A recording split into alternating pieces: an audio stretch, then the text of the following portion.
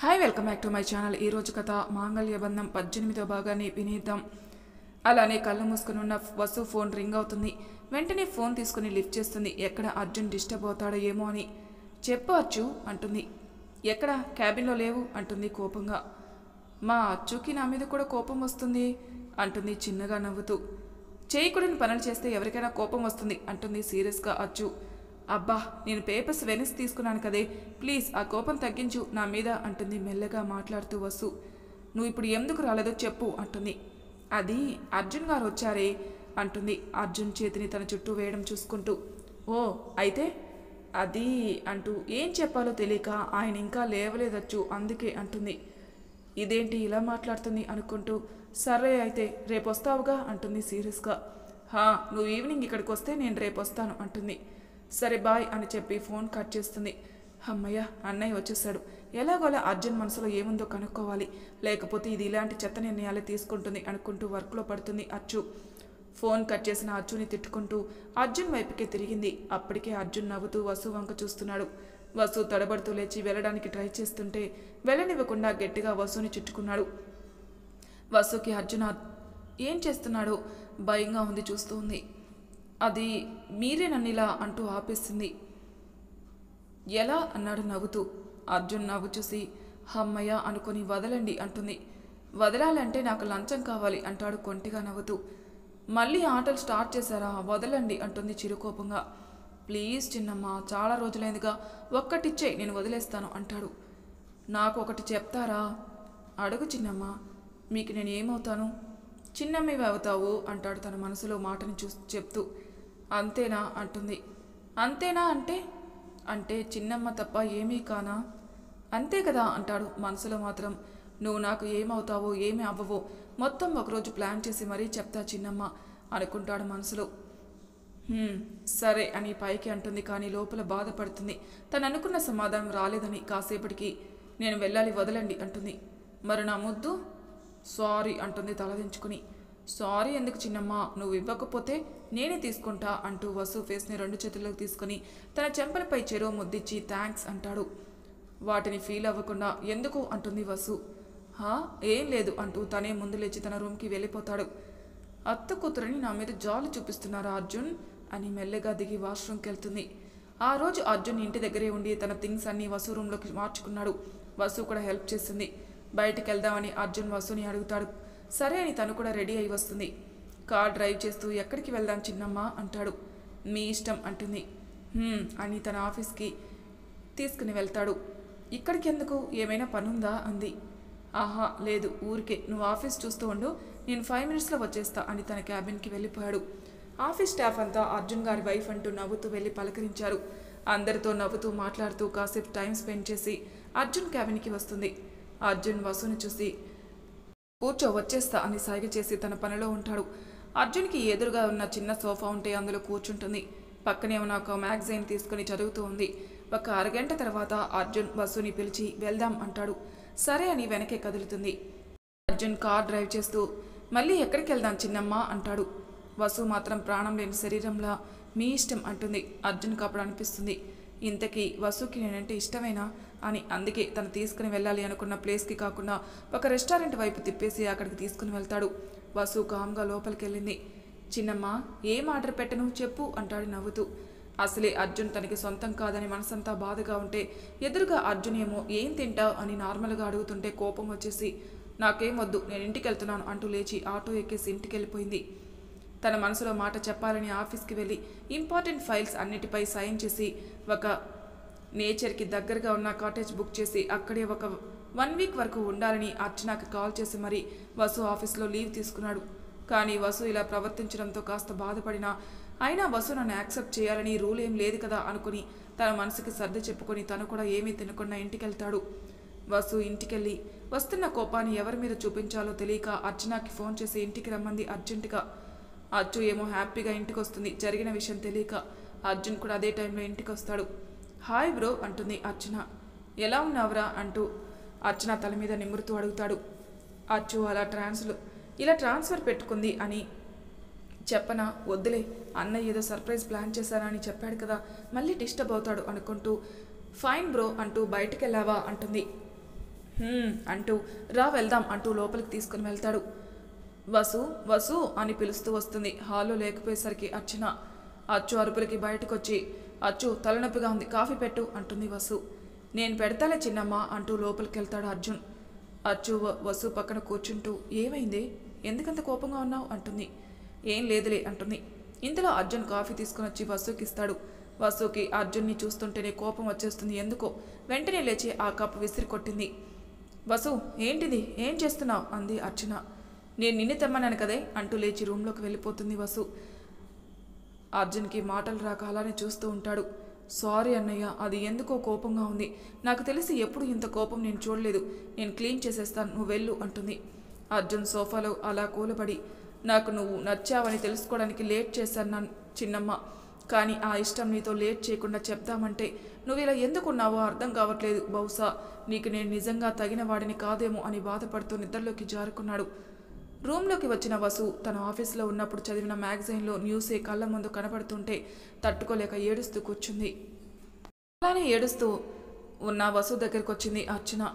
అచ్చు వసుని అలా చూసి కొంచెం భయపడినా ఏమైందో తెలుసుకోవాలని వసుని పిలుస్తుంది. అచ్చు ప్లీజ్ నన్ను కాసేపు ఒంటరిగా వదిలే అంటుంది వసు. ఇంకా నేను ఒంటరిగా వదిలేసే పని అయితే నేనెందుకు ఇక్కడికి రావడం, వెళ్ళిపోతానులే, నువ్వు బాగా ఏడు అంటుంది బాధగా. అచ్చు అంటూ అచ్చుని హక్ చేసుకుని మరీ ఏడుస్తుంది వసు.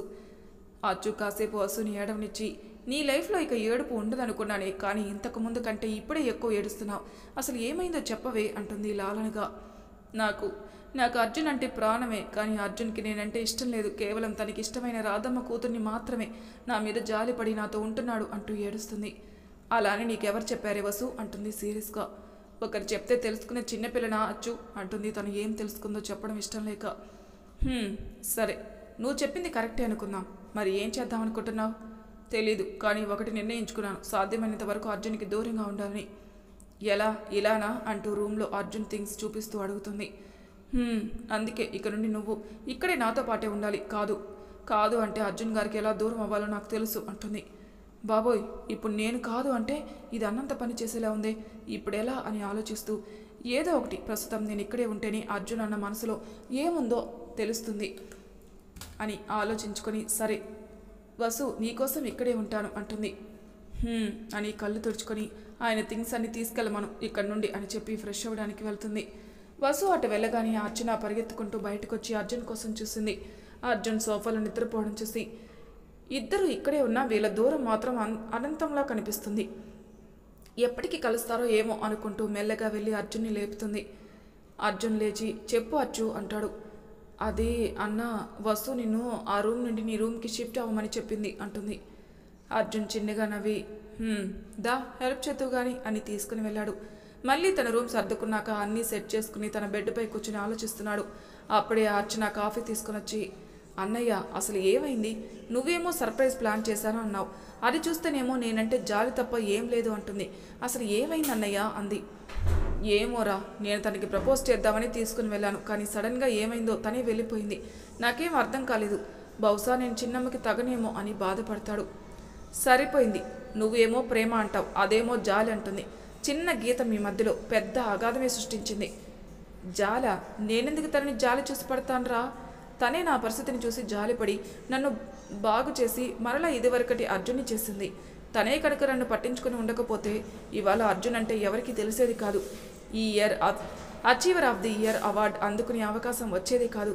వసు లేకపోతే నేను లేను, తనే నా ప్రపంచం, తనే నా సర్వస్వం. ఒకప్పుడు ప్రేమించిన అమ్మాయిలో కూడా నా చిన్నమ్మనే చూసుకున్నాను, కానీ చిన్నమ్మ కోసం ధైర్యంగా 4 అడుగులు వేసి వాళ్ళ ఇంటికి వెళ్ళుంటే ఈ పాటికి నా లైఫ్ వేరేలా ఉండేది. తప్పు చేశాను, దాన్ని సరిదిద్దుకునే అవకాశం ఇస్తుంది అనుకున్నాను, కానీ నాకు దూరంగా ఉండడమే తనకి మనసుకి ఇష్టం అంటే ఇలానే ఎన్నాళ్ళైనా ఎదురు చూస్తాను అంటూ ఎమోషనల్ అవుతాడు. అర్జున్ మాటలు విన్న అర్చనకి చాలా ఆనందంగా అనిపించింది. నువ్వేం బాధపడకన్నయ్య, వసు నిన్ను కాదు అని ఎక్కడికి పోదు, కానీ తన కోపంలో ఏదో బాధ ఉంది, అదేంటో తెలుసుకొని చెప్తాను, అప్పటి వరకు నువ్వు నార్మల్గా ఉన్నట్టు నటించు ప్లీజ్ అంటుంది. అంటూ తల పట్టుకొని సోఫాలో కూర్చుంటాడు. వసు ఆఫీస్లో సార్ వాట్ హ్యాపెన్ మిస్టర్, ఆ కంగారేంటి అంటాడు అభి. కంగారు కాకపోతే ఇంకేంటి సార్, ఈ ఇయర్ మీకు వస్తుందనుకున్న achiever of the year award ఆ అర్జున్కి వచ్చింది అంటాడు సోమేష్. అర్జున? అదే సార్, వసు భర్త. వాట్, ఎలా ఇదంతా? ఆఫ్టర్ ఆల్ నిన్నగాక మొన్నొచ్చి బిజినెస్ చేస్తున్న వాడికి అంత పెద్ద అవార్డు రావడమా? ఎలా అంటూ ఆశ్చర్యం కోపం అన్నీ చూపిస్తూ అడుగుతున్నాడు అభి. అది తక్కువ సమయంలో స్టార్టప్ కంపెనీని పూర్తి స్థాయిలో డెవలప్ చేయడం, అలానే కంపెనీ టర్నోవర్ కూడా కొన్ని కోట్లలో ఉండడం వల్ల అన్నీ పరిగణలోకి తీసుకుని అర్జున్ని సెలెక్ట్ చేశారని బిజినెస్ న్యూస్లో రాశారు. ఇదిగో సార్ చూడండి అంటాడు సోమేష్. అభి ఆ పేపర్ తీసుకుని మొత్తం చదివి కోపంతో ఊగిపోతూ పేపర్ని చింపేసి గట్టిగా నవ్వుతూ, నువ్వు బిజినెస్లో నన్ను దాటొచ్చు కానీ జీవితంలో కాదు అంటాడు. అంటే ఏం చేస్తారు సార్ అంటాడు. ఈయన ఏమి పీకలడని లోపల ఫీల్ అవుతూ. సింహం తన వేట కోసం ఎంత సహనంతో వెయిట్ చేస్తుందో అలానే అవకాశం దొరికినప్పుడు అంతే వేగంగా దాడి చేస్తుంది. అదే సహనంతో సమయం కోసం ఎదురు చూస్తున్న నాకు ఒకరోజు ఖచ్చితంగా బస్సు దొరుకుతుంది. ఆ రోజు వాళ్ళిద్దరి జీవితాలకి చివరి రోజు అవుతుంది అంటూ కసిగా పలుకుతాడు. సోమేష్ కొంచెం భయపడి ఓకే సార్ అని వెళ్ళిపోతాడు బయటికి. ఆ రోజంతా వసు అసలు బయటికే రాలేదు. ఫుడ్ కూడా తినలేదు. అర్జున్ కూడా తినలేదు. ఇద్దరు ఒకరి ఆలోచనలతో ఒకరినిద్దరికి ఉపక్రమించారు. తెల్లవారే లేవడమే అన్ని పనులు చేసేసి వంట కూడా చేసేసి త్వరగా రెడీ అయి అర్జున్ లేవకముందే వెళ్ళిపోతుంది ఆఫీస్కి. అర్చనాను కూడా లేపదు. అర్జున్కి మెలకు వచ్చి లేచి రెడీ అయి ఆఫీస్కి వెళ్దామని బయటకు వస్తాడు. అప్పుడే అర్చన కూడా రెడీ అయి వచ్చి అన్నయ్య రా బ్రేక్ఫాస్ట్ చేద్దాం అంటుంది. వసు కోసం చూస్తూ నించుంటాడు అర్జున్. లాభం లేదన్నయ్య, అది పొద్దునే వెళ్ళిపోయింది ఆఫీస్కి, రా తిందు గాని అంటుంది. వసు లేదు అనేసరికి మనసుకి బాధగా అనిపించి నాకు ఆకలిగా లేదమ్మా అంటాడు. వెళ్ళిపోతాడు. వీళ్ళని ఇలానే వదిలేస్తే ఇలానే ఉండిపోతారు. రాత్రి దానికి ఎంత నచ్చ చెప్పాలని చూసినా మొండిగా ఉంది. ఏదో ఒకటి చేయాలి అనుకుంటూ తినేసి ఆఫీస్కి వెళ్ళింది. అచ్చు రావడం చూసి అచ్చు అని పిలుస్తుంది. చెప్పవే అంటుంది సిస్టమ్ ఆన్ చేస్తూ. అది బ్రేక్ఫాస్ట్ చేశారా అని అడిగింది. చేశానుగా అంటే అది ఏది అంటుంది మామూలుగా వర్క్ చేస్తూ అర్చన. అంటే అది అర్జున్ గారు తిన్నారా? లేదు, నేను పిలిచాను, అన్నయ్య నిన్నే అడిగాడు, నువ్వు లేవని చెప్తే తినకుండా వెళ్ళిపోయాడు. వసుకి కొంచెం బాధగా అనిపించి నువ్వైనా తినమని చెప్పొచ్చు కదే, అసలే నిన్నంతా ఏమీ తినలేదు అంటుంది. అంత ప్రేమ ఉంటే మధ్యాహ్నం భోజనం అయినా తీసుకుని వెళ్ళు, పాపం అన్నయ్య అసలే ఆకలికి తట్టుకోలేడు అంటుంది. అది కూడా నిజమే అని వసు అనుకుని ఆయన ఆకలి వేస్తే ఆయనే తింటాడులే అనుకుని తన మనలో తాను పడుతుంది.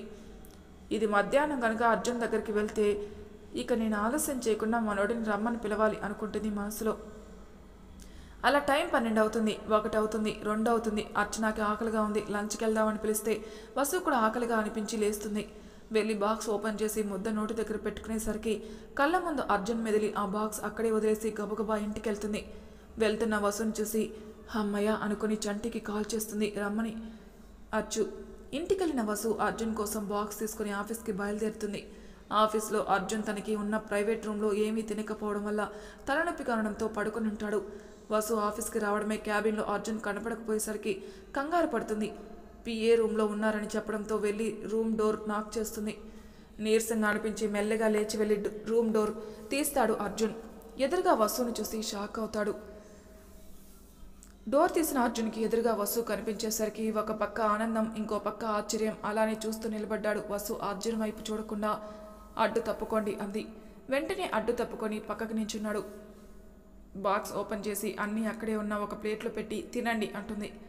అర్జున్ వసు వచ్చిన దగ్గర నుండి తనని చూడడం లేదని గమనించి నాకు ఆకలిగా లేదు చిన్నమ్మ అన్నాడు. అప్పుడు చూస్తుంది అర్జున్ వంక. మొహం అంతా పీక్కుపోయి ఉంది.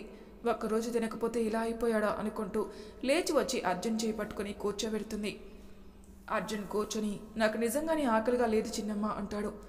ఏం మాట్లాడకుండా ప్లేట్లో అన్నం పెట్టుకుని ముద్దలు కలుపుతూ ఉంటుంది. అర్జున్ అలానే చూస్తూ ఉంటాడు. వసు అన్నం ముద్దలుగా చేసి అర్జున్ నోటి దగ్గర పెడుతుంది. అర్జున్ తినాలని నోరు తెరిచి వసు వంక చూసి నువ్వు తిన్నావా చిన్నమ్మ అని అడుగుతాడు. ఇదే మాట నా మీద ప్రేమతో అడుగుంటే ఎంత బాగుంటుంది అర్జున్ గారు అని మనసులో అనుకుంటూ తిన్నాను అంటుంది. నా చిన్నమ్మ తిందో లేదో నాకు తెలీదా అనుకుంటూ వసు చేయి తప్పించి లేచి నించుంటాడు. వసు అర్జున్ని చూస్తుంది. ఎందుకు నించున్నాడో అర్థం కాక. నాకు మీటింగ్ ఉంది, నువ్వు తినేసానన్నావు కదా, ఆ ప్లేట్ అక్కడ పెట్టి వెళ్ళు, నాకు ఆకలి వేస్తే తింటాను అంటాడు. నా చేత తినడం కూడా ఇష్టం లేదు అర్జున్ గారు అనుకుంటూ వస్తున్న ఏడుపును ఆపుకుంటూ బయటికి వెళ్ళిపోయింది. వెళ్తున్న వసుని చూస్తూ ఎందుకు చిన్నమ్మ అబద్ధం చెప్పి నేను తినేలా చేయాలని చూశావు, నువ్వు తినకుండా నాకు మాత్రం ఎలా ఆకలిస్తుంది అనుకుంటూ మళ్ళీ రూమ్లో కళ్ళు మూసుకుని పడుకుంటాడు. వసుకి ఆఫీస్కి వెళ్ళడం ఇష్టం లేక పర్మిషన్ తీసుకుని ఇంటికి వెళ్ళిపోతుంది. అలానే ఏడుస్తూ నిద్రపోతుంది. సాయంత్రం వచ్చిన అర్చన వసు వాలకం చూసి ఏం జరిగిందో ఊహించుకొని ఇక లాభం లేదని చంటికి ఫోన్ చేసి రమ్మని చెప్పింది. నైట్ ఇంటికి వచ్చిన అర్జున్కి వసుని చూడాలనిపించి తన రూమ్ దగ్గరికి వెళ్ళి డోర్ కొడతాడు. అర్చన ఓపెన్ చేస్తుంది.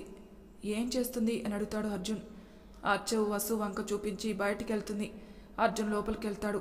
ఏడ్చి ఏడ్చి మొహం అంతా కందిపోయి నిద్రపోతున్న వసు వంక చూసి తన మనసుకి చాలా బాధగా అనిపించి వెంటనే బయటికి వెళ్ళి ఫుడ్ ప్లేట్లో పట్టుకొని లోపలికి వెళ్తాడు.